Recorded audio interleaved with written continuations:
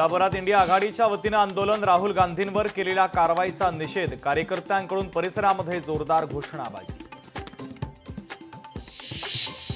अमरावतीच्या अजलपूरमध्ये फिनले मिल कामगारांचं 6 दिवसांपासून शोले स्टाईल आंदोलन सुरू। मिलमधील 700 कामगारांचं 26 महिन्यांपासून वेतन थकल्यानं कामगारांचं आंदोलन।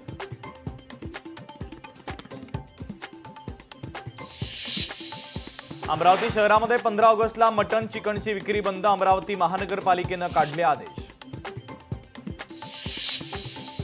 रक्षाबंधनाच्या निमित्तानं प्रवासी बंधूंकडून एसटीला 137 कोटी रुपयांची मिळाली ओवाळणी, परिवहन मंत्री प्रताप सरनाईकांची माहिती। सोलापूर ते पुणे विमानसेवा गणेशोत्सवाच्या आधी सुरू होणार, सोलापूरचे पालकमंत्री जयकुमार गोरेंची माहिती। मंत्रिमंडळाच्या बैठकीत हवाई प्रवासासाठी आता VGF योजनेबद्दल निर्णय।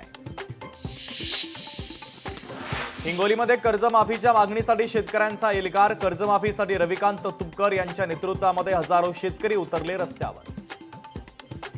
नागपूर ते वर्धा महामार्गावर वाहनांचा विचित्र अपघात, खासगी बस, एसटी आणि ट्रकचा भीषण अपघात, अपघातामुळे महामार्गावर वाहतुकीची प्रचंड कोंडी।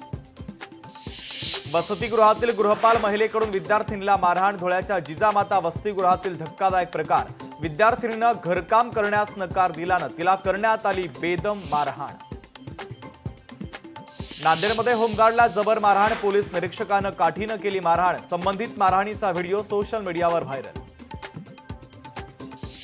उत्तर प्रदेशातील IAS अधिकाऱ्यावर गंभीर आरोप, अधिकाऱ्यानं छळ केल्याचा महिलांचा आरोप, तर IAS अधिकाऱ्याच्या विरोधात चौकशी करण्याचे आदेश।